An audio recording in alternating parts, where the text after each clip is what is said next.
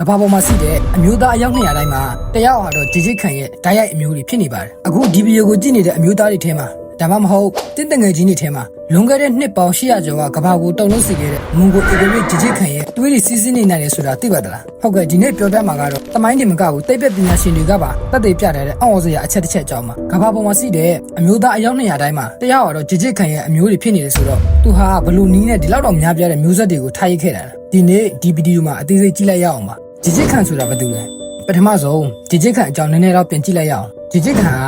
မွန်ဂိုမျိုးနွယ်စုတွေကိုစုစည်းပြီးကမ္ဘာသမိုင်းမှာနေမြေအကျယ်ဆုံးအင်ပါယာကြီးကိုတည်ထောင်ခဲ့သူပါသူ့ရဲ့အင်ပါယာဟာအရှေ့ဘက်ပစိဖိတ်သမုဒ္ဒရာကနေအနောက်ဘက်ဥရောပအလယ်ပိုင်းထိကျေပြန့်ခဲ့ပါတယ်ဒါပေမဲ့ဂျေဂျစ်ခံဟာစစ်တိုက်တဲ့တစ်ခုတည်းမှာပဲတော်တာမဟုတ်ပါဘူးသူဟာနေမြေတွေကိုသိမ်းမဲ့ပြီးတိုင်းမှာအဲ့ဒီဒေတာကအလှဆုံးအမျိုးသမီးတွေကိုရွေးချယ်ပြီးအိမ်တော်ဘက်အဖြစ်ယူလို့ရှိပါတယ်သမိုင်းမှတ်တမ်းတွေအရသူ့မှာတရားဝင်ဇနီးတွေ900ကျော်ရှိခဲ့ပြီးသားသမီးပေါင်းရာနဲ့ချီရှိခဲ့ပါတယ်2003ခုနှစ်မှာကမ္ဘာကိုဟိုးလေးကြော်ဖြစ်သွားစေခဲ့တဲ့အကြောင်းအရာတစ်ခုရှိပါတယ်မျိုးရိုးဗီဇ DNA ပညာရှင်အဖွဲ့တစ်ဖွဲ့ဟာအာရှတခွင်ကအမျိုးသားတွေရဲ့ DNA ကိုစစ်ဆေးခဲ့ရမှာအံ့ဩစရာကောင်းတဲ့တူညီမှုတစ်ခုကိုတွေ့ရှိခဲ့ပါတယ်အဲ့ဒါကတော့အာရှတိုင်းမှာနေထိုင်တဲ့အမျိုးသား800ခိုင်နှုန်းလောက်မှာတူညီတဲ့ Y ခရိုမိုဆိုးတစ်ခုရှိနေတာပါဒီ Y ခရိုမိုဆိုးဟာအဖေကနေသားစီကိုပဲဓာတ်ရိုက်လက်စစ်ကမ်းတာဖြစ်တဲ့အတွက်မျိုးရိုးဗီဇကိုအခြေခံဖို့အရန်လွယ်ပါတယ်ပညာရှင်တွေတွက်ချက်ကြည့်တဲ့အခါဒီမျိုးရိုးဗီဇဟာလွန်ခဲ့တဲ့နှစ်ပေါင်း800ကနေ1000ကြားမွန်ဂိုအင်ပါယာထွန်းကားခြင်းကစတင်ခဲ့တယ်လို့တွေ့ရှိရပါတယ်။ဒါကြောင့်ဒီမျိုးဗီဇပိုင်ရှင်ဟာတခြားသူမဟုတ်ပဲဂျေဂျစ်ခံဖြစ်ဖို့69ရာခိုင်နှုန်းသေချာတယ်လို့သတ်မှတ်ခဲ့ပါတယ်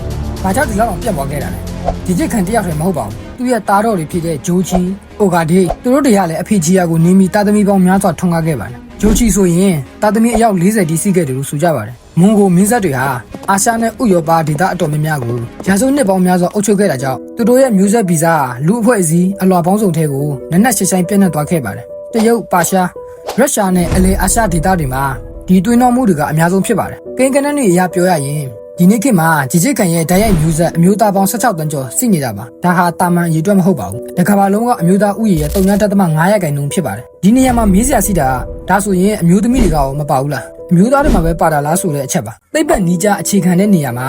မိုက်ခရိုမိုဆိုးကိုပဲသုံးတာကြောင့်အမျိုးသားတွေကိုပဲတိတိကျကျပြောနိုင်ပါတယ်။ဒါပေမဲ့ဂျေဂျစ်ခံရဲ့သမီးတော်တွေမိတော်တွေစီကနေဆင်းသက်လာတဲ့မျိုးဆက်တွေကိုပါထည့်တွက်မယ်ဆိုရင်တော့16တန်းထက်အဆက်ပေါင်းများစွာပိုများသွားနိုင်ပါတယ်။ဆိုလိုတာက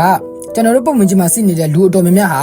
မွန်ဂိုအီဂရိကြီးဂျေဂျစ်ခံနဲ့တနည်းမဟုတ်တနည်းတော်ဆက်နေနိုင်ပါတယ်။တမိုင်းဆိုတာစာအုပ်ထဲမှာပဲရှိတာမဟုတ်ပါဘူး။ကျွန်တော်တို့ရဲ့ခန္ဓာကိုယ်ထဲကသွေးတွေထဲမှာလည်းစီးဆင်းနေတာဖြစ်ပါတယ်။သင်ဟာဒေါသကြီးတက်လား။ဒါမှမဟုတ်ဥဆောင်နိုင်စွမ်းရှိသူတယောက်လား။ဒီလိုဆိုရင်ဖြစ်နိုင်တာကတော့လွန်ခဲ့တဲ့နှစ်800ကဘာကိုတိမ့်ပိုက်ခဲ့တဲ့ဂျေဂျစ်ခံရဲ့စိတ်ဓာတ်တွေတိတ်စီမှာစီးဆင်းနေတာဖြစ်နိုင်ပါတယ်။ဒီအကြောင်းအရာကိုသင်ဘယ်လိုထင်လဲ။သင်တငယ်ချင်းတွေမှာရောဂျေဂျစ်ခံနဲ့တွေ့တဲ့လူရှိလား။ကောမထဲမှာမန်ရှင်းကော်ကြီးပြောသွားလိုက်ပါဦး။